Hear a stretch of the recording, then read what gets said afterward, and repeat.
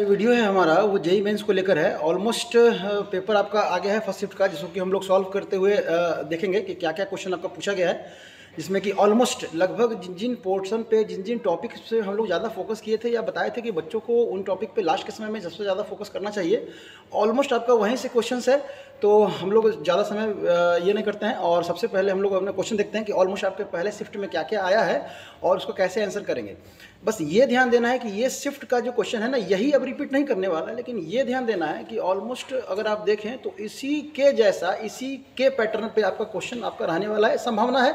तो कोशिश कीजिएगा जिस टॉपिक जिस क्वेश्चन को हम लोग सॉल्व करेंगे उसके टॉपिक्स पे जाने के लिए, और उसके टॉपिक्स को आप अच्छे से तैयार करेंगे ताकि आने वाले जो भी एग्जाम्स हैं आपके, जो भी आपका बचा हुआ है, जिनका बचा हुआ है, वो अच्छा जो है ना स्कोर कर पाएँ अपने एग्जाम में। ठीक है, चलिए। है जैसे जैसे क्वेश्चन आता जाएगा आप लोग से शेयर करते जाएंगे और कैसे बनेगा ऑलमोस्ट उस पर हम लोग चर्चा करते रहेंगे। हो सकता है कि आंसर जो है ना हल्का फुल्का अगर ऊपर नीचे भी हो तो समझना है कि बच्चे जो बताए हैं वही क्वेश्चंस आपके मार्केट में नज़र आ रहे हैं, तो उसमें कुछ हल्का फुल्का गलती हो सकता है, लेकिन ओवरऑल आपको इसी टाइप के क्वेश्चंस आपके जेईई मेंस के एग्जाम में पूछे जा रहे हैं। तो इसी टाइप के क्वेश्चंस का आपका तैयारी करें, क्योंकि इससे ज़्यादा अब वेरिएशन नहीं नज़र आने वाला है आपके एग्जामिनेशन में। ठीक है, तब है कि ऑलमोस्ट एक जो क्वेश्चन है, अब यहाँ देख लीजिए, कुछ क्वेश्चन जो है ना बहुत आसान क्वेश्चन है जो आसानी से हम लोग कर सकते थे।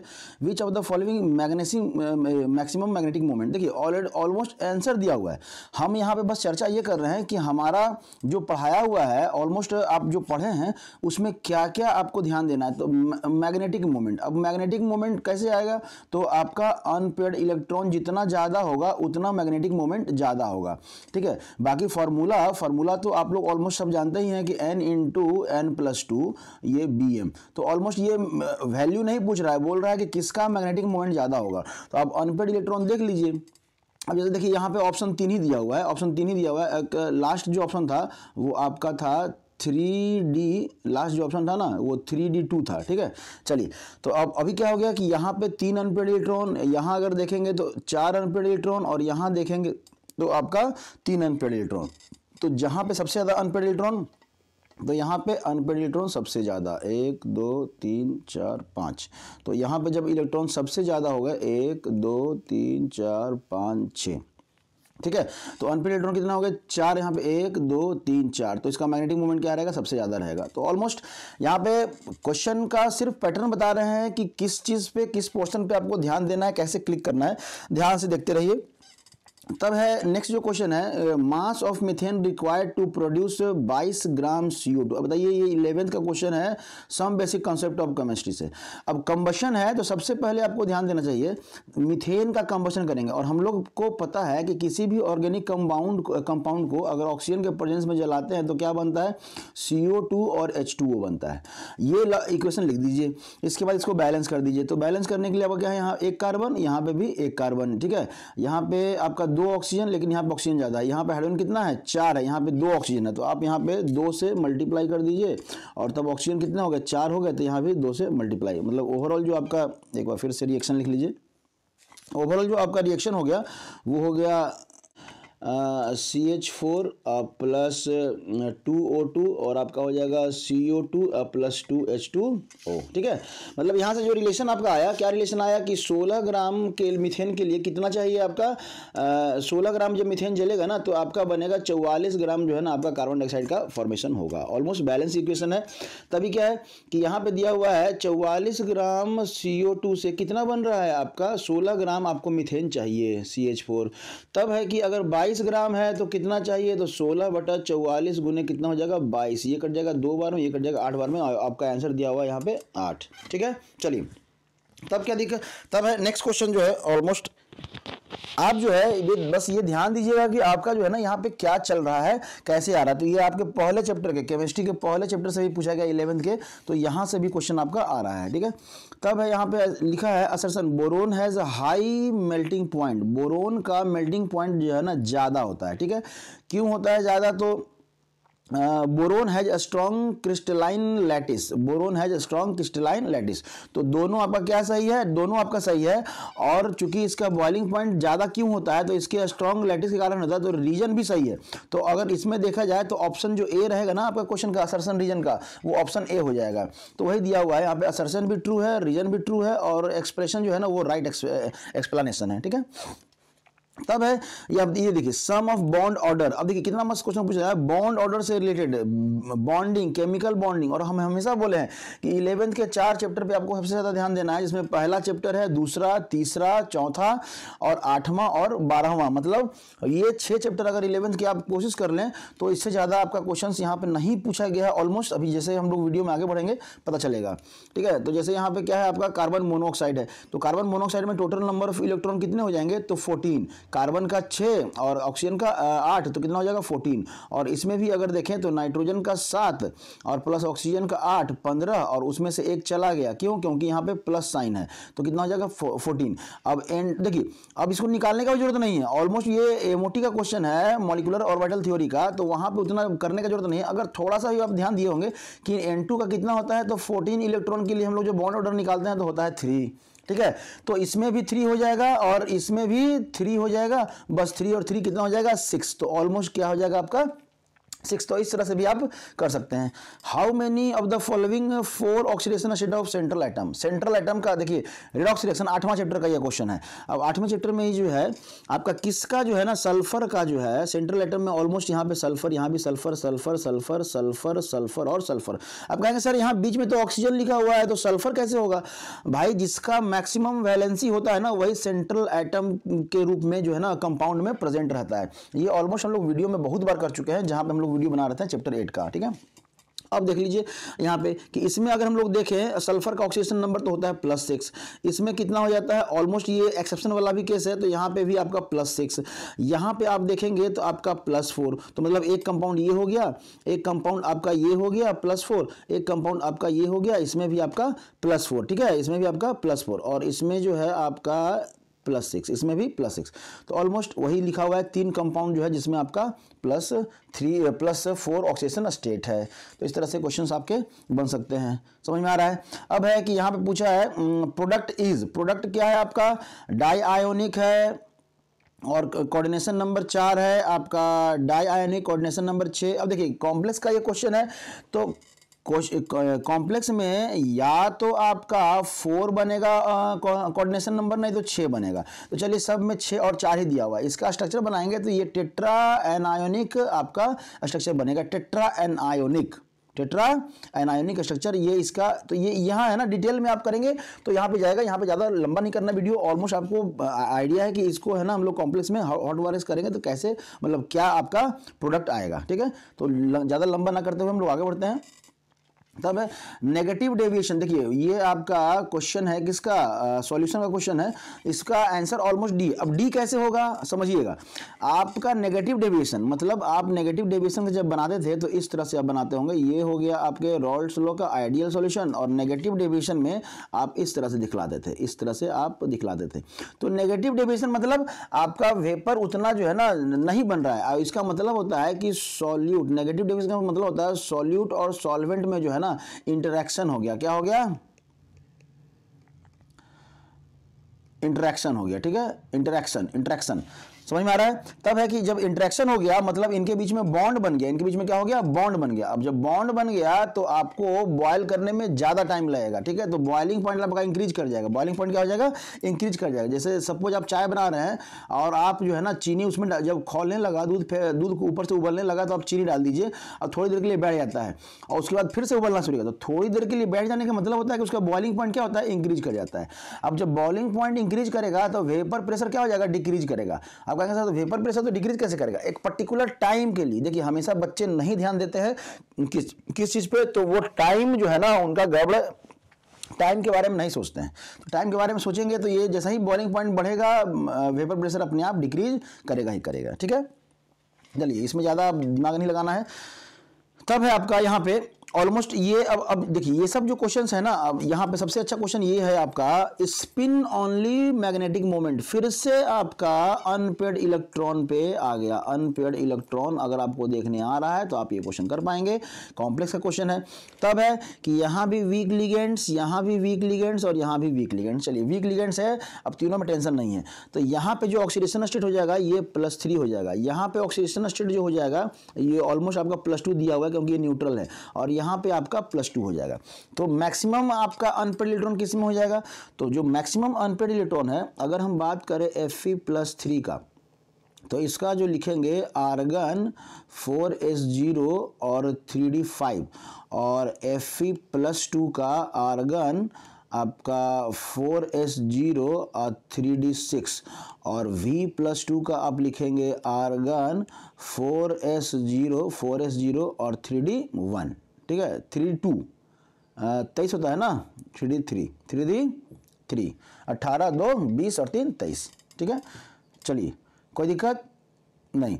अभी क्या है कि यहाँ पे जब देखेंगे हम लोग तो क्या हो जाएगा, यहाँ पे सबसे ज़्यादा अनपेयर्ड इलेक्ट्रॉन किस में, इसमें सबसे ज़्यादा अनपेयर्ड। हाँ, अगर यहाँ पे ध्यान देते कि अगर यहाँ पे कोई स्ट्रॉन्ग लिगेंड्स रहता तो यहाँ पे पेयरिंग का पॉसिबिलिटी था, लेकिन यहाँ पे स्ट्रॉन्ग लिगेंड है नहीं, तो ये कॉम्प्लेक्स कंपाउंड होते हुए भी डी ब्लॉक एलिमेंट्स से जिस तरह से आप बनाते हैं ना वैसा ही बन जाएगा। तो आसान है, आपका सबसे ज़्यादा P, उसके बाद R, उसके बाद आपका Q। ऑलमोस्ट यहाँ पे करके दिया भी, ऑलमोस्ट आपका करके दिया हुआ भी है, ठीक है।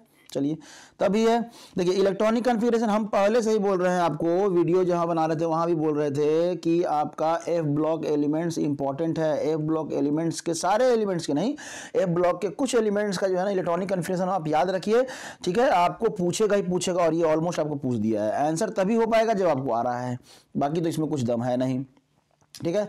तब यहाँ पे क्या लिखा हुआ है, इतना इज बेसिक और acidic nature of salt of weak acid and weak base depend on Ka of weak acid and Kb। जाहिर सी बात है, ये तो ये भी करेक्ट है और ये भी करेक्ट है आपका, तो दोनों करेक्ट है स्टेटमेंट। इस तरह से आप स्टेटमेंट। नेक्स्ट क्वेश्चन की बात करें तब है आपका number of electron present in all compound field सब सेल हैविंग n = 4 और s = +। बहुत सारे बच्चे जो है ना यहाँ पे गलती कर दिए। क्या गलती कर दिए, ये s को नहीं समझे भाई। यहाँ पे 4 दिया हुआ है, n = कितना दिया हुआ है 4। अब n = जब आपका 4 दिया हुआ है तो आपके कितने सब सेल हो जाएंगे, s p d और f। और इसमें कितने मैक्सिमम इलेक्ट्रॉन 2, इसमें कितने 6, इसमें कितने 10, इसमें कितने 14। और बच्चे जो है ना ऑप्शन ए 32 करके चले आए हैं। भाई 32 नहीं होगा, 32 इसलिए नहीं होगा क्योंकि स्पिन क्वांटम नंबर पे आप ध्यान नहीं दिए। पूछ रहा है कि जिसका सिर्फ +1 है। अब एक ऑर्बिटल में एक ही का ना +1 होगा, अगर इसका आप +½ मानेंगे तो इसका क्या हो जाएगा -½ तो कुछ बच्चे का ये रहा कि हाँ सर 32 हो गया, हमारे बेटा यहीं पे गलती हो गया, ठीक है। तभी क्या है कि एक ही इलेक्ट्रॉन की बात की है, तो टोटल 32 इलेक्ट्रॉन, और हर ऑर्बिटल में जो है ना एक प्लस वाला तो रहेगा ही रहेगा, तो इसी का जस्ट आधा कर देना तो कितना हो जाएगा 16 इलेक्ट्रॉन। तो इस तरह से आप होश में, मतलब नहीं कहते हैं कि जल्दबाजी में जो है ना होश मत खोइए, आपका बहुत आसानी से आंसर आ जाएगा, ठीक है।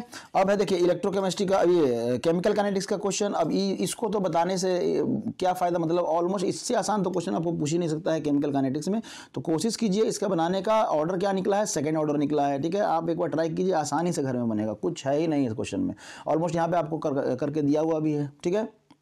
चलिए तभी क्या है, यहाँ पे क्वेश्चन है 3 मोल ऑफ आइडियल गैस। अब कहेंगे सर ये आपका स्टेट ऑफ मैटर का है क्या, स्टेट ऑफ मैटर मत समझिएगा, ठीक है। स्टेट ऑफ मैटर का नहीं, थर्मोडायनेमिक्स से पूछ दिया है। थर्मोडायनेमिक्स में जो है ना आपका देखिए यहाँ फर्स्ट लॉ से जो है ना बच्चे लोग सीधा देखेंगे ना 3 मोल आइडियल गैस, और ये sir state of matter question दे दिया है। स्टेट ऑफ मैटर का नहीं दिया है, ये आपके थर्मोडायनेमिक्स का क्वेश्चन दिया हुआ है। और थर्मोडायनेमिक्स में ऑलमोस्ट क्या क्या दे दिया है आपका, देखिए सबसे पहला तो है कि आइसोथर्मल दिया हुआ। आइसोथर्मल जैसा ही दिया, इंटरनल एनर्जी क्या कर देंगे, 0 कर देंगे, इंटरनल एनर्जी 0, ठीक है। अब जब इंटरनल एनर्जी 0 तो फर्स्ट लॉ का इक्वेशन लिख दीजिए, तो जो डेल्टा ई इक्वल टू क्या हो जाएगा, Q + W।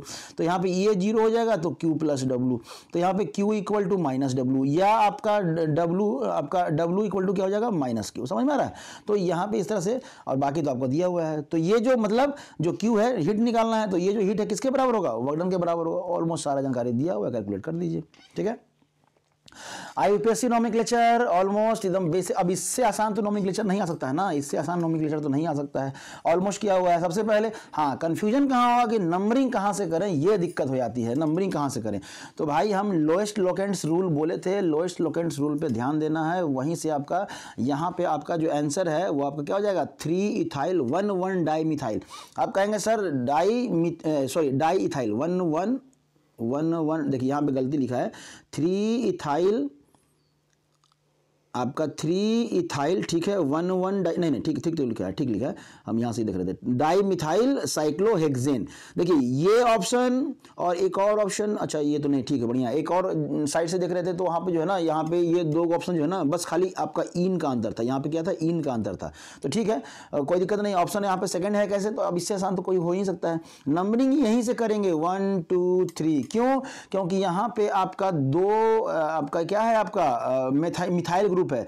और अगर नंबरिंग अगर आप यहां से कर दिए, मान लेते हैं नंबरिंग आप कहेंगे कि सर हम यहां से नंबरिंग करेंगे, यहां से इथाइल पहले आ रहा है तो हमें पढ़े थे कि ई जो है ना पहले आता है एम में, तो हम यहां से अगर करेंगे तो क्या हो जाएगा आपका यहाँ पे आपका 1 ये 2 और ये 3, तब यहाँ पे जो लोएस्ट लोकेंट्स आएगा ये 1 + 3 + 3, तो ये कितना हो जाता है 7 होता है। जबकि यहाँ से करेंगे तो 1 + 1 + कितना हो जाता है 3, तो ये कितना होता है 5। तो लोएस्ट लोकेंट रूल से आसानी से आप कर सकते हैं, ठीक है। Cyclohexene is classified in, cyclohexene को हम लोग किस में क्लासीफाई करते हैं, साइक्लोहेक्सीन है तो सीधा बात है आपका एलिसाइक्लिक में साइक्लोहेक्सीन। ये साइक्लो वर्ड से बहुत बच्चे थोड़ा सा, मतलब बहुत बच्चे नहीं, कुछ बच्चे जो है ना बेंजीन कर दिए हैं ना, बेंजीन के सर ये एरोमेटिक टाइप का क्वेश्चन है, एरोमेटिक बेंजीन।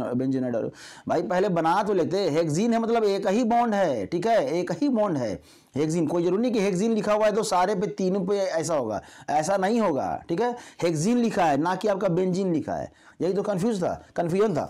तो एक ही दिया हुआ है तो उसको हम लोग नहीं कर सकते हैं एरोमेटिक, और एलिसाइक्लिक नहीं, आपका नॉन एरोमेटिक करके कोई, मतलब नॉन एरोमेटिक मतलब क्या, एलिसाइक्लिक आप कर सकते हैं उसको, तो ऑलमोस्ट एलिसाइक्लिक आपका आंसर, या एलिफेटिक दिया रहता तो भी आपका चलता, लेकिन साइक्लो है तो एलिसाइक्लिक कहेंगे। ऑलमोस्ट हमारे पहला जो आपका जो नोट्स है हमारा है उसमें आपको ये पहले पेज पे ही क्लासिफिकेशन ऑफ ऑर्गेनिक केमिस्ट्री में जो है ना वो वहाँ पे मिल जाएगा आपको।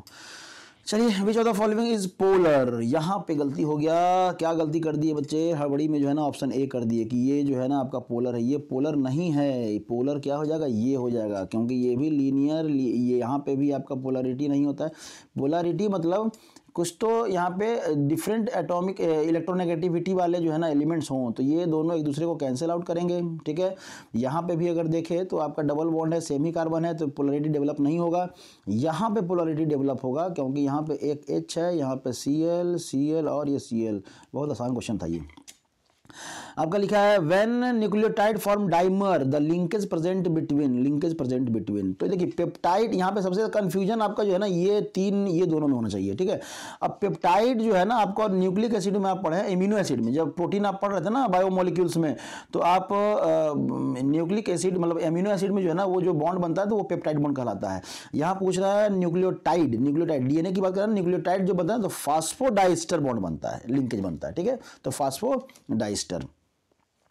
अब है इस तरह का एक क्वेश्चन, ये है आपका स्ट्रॉन्गेस्ट बेस। अब देखिए बेस कौन होगा, जो लोन पेयर जो है ना क्या करेगा, डोनेट करेगा, क्या करेगा, डोनेट करेगा, लोन पेयर को डोनेट करेगा। अब देखिए लोन पेयर डोनेट कौन करेगा, तो जो लोन पेयर आसानी से डोनेट कर दे उसी को हम लोग कहते हैं, यहाँ पे लोन पेयर छूट गया है, ठीक है। यहाँ भी लोन पेयर दिखलाइए और यहाँ भी लोन पेयर दिखलाइए, यहाँ भी लोन पेयर दिखलाइए। अब देखिए यहाँ पे डबल बॉन्ड, यहाँ पे डबल बॉन्ड, तो ये जो डबल बॉन्ड है ना ये आपके रेजोनेंस में पार्टिसिपेट कर जाएगा, ये यहाँ आ जाएगा और ये यहाँ पे जाएगा, तो ये रेजोनेंस में पार्टिसिपेट करेगा। ये डबल बॉन्ड भी यहाँ रेजोनेंस में और यहाँ रेजोनेटिंग स्ट्रक्चर में पार्टिसिपेट करेगा। ये लोन पेयर भी आपका यहाँ आपके रेजोनेंस में पार्टिसिपेट करेगा। जो नहीं करेगा वो ये है। तो आसानी से अब रेजोनेटिंग स्ट्रक्चर मतलब रेजोनेंस में पार्टिसिपेट कर रहा, मतलब ये जो लोन पेयर है वो इंगेज हो गया। अब जब इंगेज हो गया तो वो देगा क्या, नहीं देगा, तो देने वाला कौन लग रहा है, थर्ड, तो इसलिए आंसर आपका थर्ड, ठीक है। अब है कि करेक्ट ऑप्शन आपका यहाँ पे SN1 SN2, तो ये अगर याद है तो आप बना लेंगे, नहीं है तो नहीं बनाएंगे। ऑलमोस्ट आपका दिया हुआ है यहाँ पे, इसको पढ़ने का चीज़ है, ये रटा हुआ है, रटा रहना चाहिए सब बच्चे लोग का, ठीक है।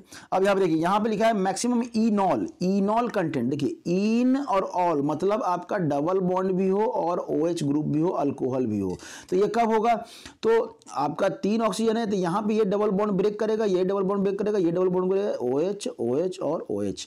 तो यहाँ पे भी तो हो सकता था ना सर, यहाँ पे भी हो सकता है OH OH OH, लेकिन यहाँ पे कभी देखिए OH जो है आपका ये है ऑर्थो और ये सॉरी मेटा डायरेक्टिंग, ये आपका मेटा मतलब मेटा पोजीशन पे आएगा, कभी भी मेटा के साथ ऑर्थो नहीं आएगा, ये ध्यान रखिएगा।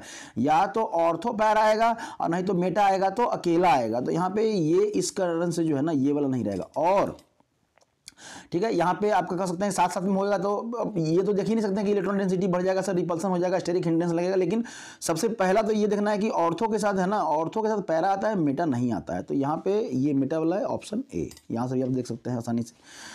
तब है ये एसिडिक स्ट्रेंथ, एसिडिक स्ट्रेंथ मतलब क्या? जो H+ दे दे, जो H+ दे दे। अब H+ सारा H जो है ना ऑक्सीजन से लगा हुआ है, ऑक्सीजन से लगाओ, ऑक्सीजन से लगाओ, ऑक्सीजन। अब ऑक्सीजन H+ कब देगा? जब उसके पास जो है ना इलेक्ट्रॉन का डिफिशियंसी होगा। क्या होगा? इलेक्ट्रॉन का डिफिशियंसी होगा, ठीक है, इलेक्ट्रॉन का डिफिशियंसी होगा। अब इलेक्ट्रॉन का डिफिशियंसी मतलब ऑक्सीजन पे आपका जब पॉजिटिव साइन आना शुरू हो जाएगा, पॉजिटिव चार्ज आना शुरू हो जाएगा, तो वो अनस्टेबल होने लगेगा, और अनस्टेबल होने लगेगा तो वो हाइड्रोजन को रिलीज कर देगा। अब है कि ये पॉजिटिव साइन आएगा कैसे? तो जो इलेक्ट्रॉन विथ ड्रॉइंग ग्रुप रहेगा ना, इलेक्ट्रॉन मतलब इलेक्ट्रॉन विथ ड्रॉइंग ग्रुप, ठीक है, EWD।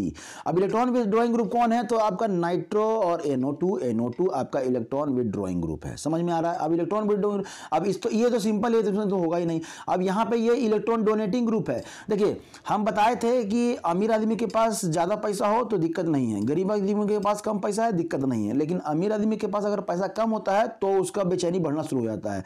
यहाँ पे यही हो रहा है, यहाँ पे जो है आपका ये इलेक्ट्रॉन डोनेटिंग है, मतलब इलेक्ट्रॉन इसको और इलेक्ट्रॉन दे रहा है और नेगेटिव चार्ज आ रहा है, तो बढ़िया बात है। मतलब अगर अमीर आदमी के पास पैसा आ जाए तो आपको उसको कोई दिक्कत नहीं, लेकिन गरीब आदमी के पास एक करोड़ रुपए दे दीजिएगा, वो हार्ट अटैक से मर जाएगा कि इतना पैसा कैसे आ गया।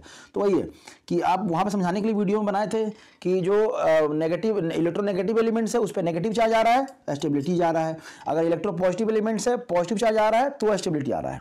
बाकी इनके उल्टा में क्या है? अनस्टेबिलिटी। तो यहाँ पे इलेक्ट्रॉन लेने वाले कौन कौन हैं आपके? ये इलेक्ट्रॉन लेने वाले हैं, ये इलेक्ट्रॉन। अब यहाँ पे 2 से कंफ्यूज मत कीजिएगा, 2 से कंफ्यूज करना है। यहाँ पे एक ही है, यहाँ पे 2 है, ठीक है। तो ये तो खैर हाइड्रोजन, ये हाइड्रोजन बॉन्डिंग में यहाँ पे ऑप्शन में भी आपको है ना, थोड़ा सा हमको लग रहा है ये ऑप्शन यहाँ पे नहीं दिया हुआ था, एक जगह जो है ना यहाँ पे नहीं दिया था, बच्चे लोग बता रहे थे कि यहाँ पे नहीं है, यहाँ पे नहीं है, ये वाला नहीं होगा, ठीक है, ये वाला नहीं होगा। अब ये वाला नहीं होगा तो यहाँ पे आपका आंसर भी चेंज कर जाएगा, ठीक है, अगर ये ऑप्शन है तब, क्योंकि जो बच्चे बताए हैं उसी पे हम लोग चर्चा कर रहे हैं। तो ये क्या है ना कि एक यहाँ पे हाइड्रोजन बॉन्डिंग बनाता है, क्या बनाता है? यहाँ पे जो है ना आपका ध्यान दीजिएगा कि यहाँ पे ये हाइड्रोजन बॉन्डिंग बनाता है, इसका जो ऑक्सीजन है ना इसके हाइड्रोजन के साथ यहाँ पे हाइड्रोजन बॉन्डिंग बना लेगा तो ये जल्दी रिलीज नहीं करेगा। लेकिन यहाँ पे हाइड्रोजन बॉन्डिंग नहीं बनाएगा, ये दूर है, तो सबसे पहले अब इलेक्ट्रॉन ये ले रहा है, इलेक्ट्रॉन क्या ये लेने वाला है, ये लेने वाला है, यहाँ पे इलेक्ट्रॉन का स्कार्सिटी होगा तो ये H+ को रिलीज कर देगा। तो सबसे ज़्यादा आपका पहला का होना चाहिए था, सबसे ज़्यादा आपका पहला का, उसके बाद आपका कहाँ गया, फर्स्ट वाले में यही है, उसके बाद तो फिर आपका यही है, फिर तो यही होना चाहिए था, ठीक है। तो यहाँ पे अगर ये ऐसा दिया हुआ है, अगर आपका ऐसा दिया हुआ है तब तो ये जाएगा, ठीक है, लेकिन नहीं दिया हुआ तो ये ऑप्शन आपको चूंकि ये बता के दिया गया है, ये बच्चे लोग जो बता रहे हैं उस पर हम लोग ये बना के लाए हैं, तो ध्यान दीजिएगा यहाँ पे आप देखने का, अगर ऐसा है तो आप चेंज करेगा, नहीं तो अगर ऐसा ये नहीं है तो आपका ये वाला थर्ड वाला आंसर हो जाएगा, ठीक है। चलिए यहाँ पे दिया हुआ है मेटा डायरेक्टिंग ग्रुप। अब देखिए आ गया मेटा डायरेक्टिंग ग्रुप, ऑलमोस्ट इसका पहले भी किए थे यहाँ पे मेटा डायरेक्टिंग ग्रुप का। अगर मेटा वाला आपको आइडिया हो कि मेटा डायरेक्टिंग कौन होगा, तो देखिए जो लोन पेयर वाला ग्रुप है, लोन पेयर वाला जो ग्रुप होता है वो ऑर्थो और पैरा डायरेक्टिंग होता है, वो मेटा डायरेक्टिंग नहीं होता है। तो लोन पेयर वाला ग्रुप ये है, लोन पेयर वाला ग्रुप ये है, लोन पेयर वाला ग्रुप ये है, लोन पेयर वाला ग्रुप आपका कहाँ गया, ये है, लोन पेयर वाला ग्रुप आपका क्या है, ये इलेक्ट्रॉन देने वाला है, तो ये भी नहीं है। अब तो बचा कौन, तो ये बच गया एक आपका, 2, 3 और 4, वही आंसर आपका दिया हुआ है। समझ में आ रहा है? आप देखिए मैकेनिज्म से बहुत अच्छा क्वेश्चन, मैकेनिज्म से हमेशा हम बोलते हैं कि क्वेश्चन देखिए ऑर्गेनिक में जो क्वेश्चन आएगा ना वो आपका नेम रिएक्शन, आपका मैकेनिज्म आपका जो बेसिक कंसेप्ट है ना, बेसिक कंसेप्ट वहाँ से, ठीक है। और आपका अमाइन वाले चैप्टर से आपका एसिडिक और बेसिक स्ट्रेंथ, ये 4 पोर्शन पे ही हम स्टार्टिंग बताए थे एग्जामिनेशन से पहले, उसी पे आपका ऑलमोस्ट लगभग क्वेश्चन आया। अभी सेशन अभी और आने बाकी हैं, ठीक है। तो यहाँ पे क्या है, देखिए जैसे ही HBr देखे और पेरोक्साइड देखे, मतलब ये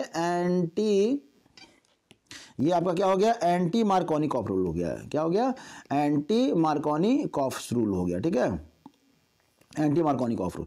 अब एंटी मार्कोनिकॉफ रूल हो गया तो इसका जो 1 2 3 4 5 6 कार्बन, 1 2 3 4 5 6, 1 2 3 4 5 6 कार्बन लगा दीजिए। और यहाँ पे ये डबल बॉन्ड ब्रेक करेगा तो यहाँ पे डबल बॉन्ड कहाँ था, यहाँ था, और यहाँ पे एक आपका कार्बन भी है।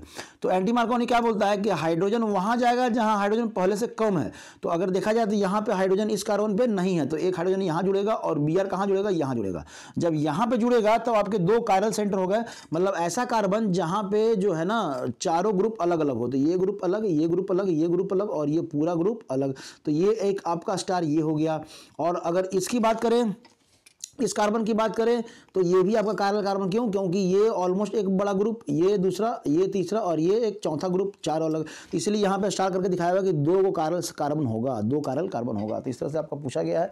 आसान क्वेश्चन है, आप कर सकते हैं। अब इससे आसान क्वेश्चन तो नहीं हो सकता ना। फराडे लॉस तो ये तो पूछेगा ही पूछेगा, बहुत बार बतलाया है कि फराडे लॉ को कर लीजिए, बोर्ड में भी इंपॉर्टेंट है, इसमें भी इंपॉर्टेंट है, ऑलमोस्ट आपको किया हुआ है, दिख ही रहा है। अब इसमें क्या बोला जाए, ठीक है।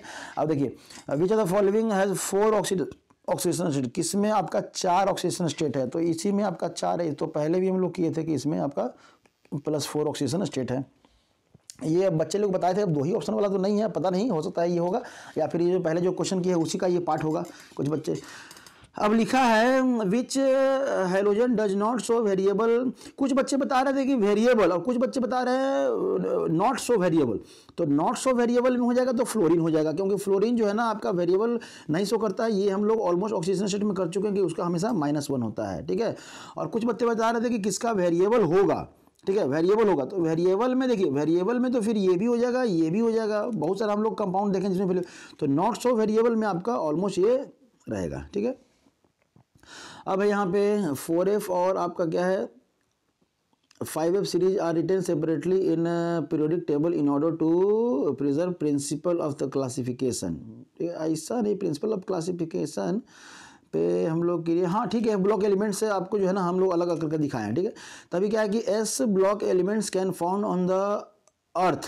अब अर्थ में तो नहीं ना, उसको अर्थ मेटल कहते हैं। S ब्लॉक एलिमेंट्स सारे नहीं पाए जाते हैं, कुछ पाए जाते हैं। तो ये सेकंड स्टेटमेंट जो है ना आपका करेक्ट नहीं है, क्योंकि कुछ S ब्लॉक में है ना 2 ग्रुप होते हैं, फर्स्ट ग्रुप और सेकंड ग्रुप। इसको कहते हैं अल्कलाइन अर्थ मेटल, ठीक है, अल्कलाइन अर्थ मेटल, समझ में आ रहा है। और इसको कहते हैं अल्कलाइन, मतलब अल्कली मेटल, अल्कली मेटल। तो यहाँ पे अलग अलग हो गया आपका, ठीक है। तब which of the following compound is more acidic. अब मोर एसिडिक कौन होगा, वही जो आपका आसानी से H+ को जो है ना देगा, आसानी से H+ देगा। यहाँ पे ऑप्शन में आपका यहाँ पे बतलाया हुआ है आसानी से H+, खाली H+ देने पे ही ध्यान मत दीजिए। एसिडिक का मतलब होता है 2 तरीके से हम लोग जानते हैं। यहाँ पे कंसेप्ट लगाइए, दोनों कंसेप्ट, एक तो लोइस वाला कंसेप्ट लगा सकते हैं और आप या फिर आप रिएक्शन वाला भी कंसेप्ट लगा सकते हैं, ठीक है। ऑर्गेनिक है, इसमें ज़्यादा कुछ कहने का नहीं है। तो इस तरह से आप जो क्वेश्चन जो है ना फर्स्ट शिफ्ट के हैं, ज़्यादा तो मतलब कह सकते हैं कि ऑलमोस्ट ठीक था क्वेश्चन। आसान तो नहीं है, आसान तो नहीं कर सकते हैं, लेकिन ठीक ही है। तो इस तरह से आप क्वेश्चन तैयारी करते रहिए। पोर्शन, अब ये क्वेश्चन आपका नहीं आने वाला, लेकिन इसी पोर्शन पे आपको ध्यान देना है कि क्या क्या पूछा गया है। एटलीस्ट कम समय बचा है, इस कम समय में आप इतना तो कर ही सकते हैं, ठीक है। तो कोशिश कीजिए। इसी तरह का आपका एग्जाम आने वाला है। जिनका एग्जाम नहीं हुआ है उनको ऑल द बेस्ट, तैयारी कीजिए, अच्छा स्कोर कीजिए और अपना रिजल्ट सिक्योर कीजिए, ठीक है। Thank you.